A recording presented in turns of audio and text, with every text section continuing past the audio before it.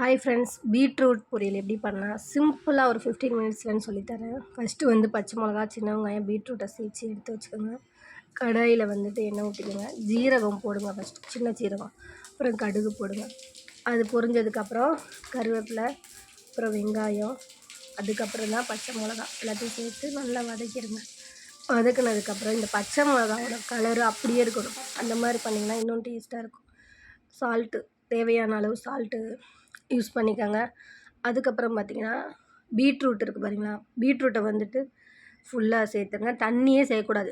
எவ்வளோ தண்ணி சேர்க்கணுன்னா ஒரு 1/4 கிளாஸ், கொஞ்சம் ரொம்பவே குவான்டிட்டி கம்மியான அளவுலேருந்து தண்ணி சேர்க்கணும். ஏன்னா பீட்ரூட்லேயே வந்து தண்ணி வரும் இல்லையா, அதனால் வந்து கொஞ்சமாக தண்ணி சேர்த்து அந்த எந்த எந்த பிளேட்டில் நம்ம வந்து பீட்ரூட் இருந்துச்சோ அதுலேயே வந்து அந்த தண்ணியை ஊற்றிட்டிங்கன்னா ஒரு 10 நிமிஷம் மூடி வச்சுருங்க.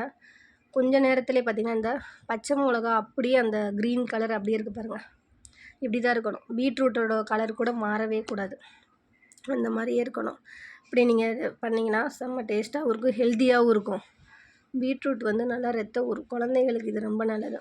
வாரத்தில் ஒரு 3 நாள் சேர்த்துக்கலாம், ரொம்ப ரொம்ப நல்லது. சின்ன வெங்காயம் சேர்த்துக்கோங்க, அதான் டேஸ்டியாக இருக்கும், ஹெல்த்தியாகவும் இருக்கும். சாப்பாட்டில் நல்லெண்ணெய் ஊற்றி பீட்ரூட்டை பெரட்டி சாப்பிட்டா செம்ம ருசியாக இருக்கும். நான் இன்றைக்கி என்ன வச்சேன்னா பீட்ரூட்டு சாம்பார், சுரக்காய் சாம்பார் தான் வச்சுருந்தேன். சுரக்காய் சாம்பாரும் பீட்ரூட்டும் சாப்பாடு தான் ரெடி பண்ணியிருந்தேன். சாம்பார் கலர்ஃபுல்லாக இருக்குது பார்த்தீங்களா. கத்திரிக்காய், முருங்கைக்காய், சுரக்காய் போட்டு சாம்பார் டேஸ்ட்டாக இருக்குது. பாய்.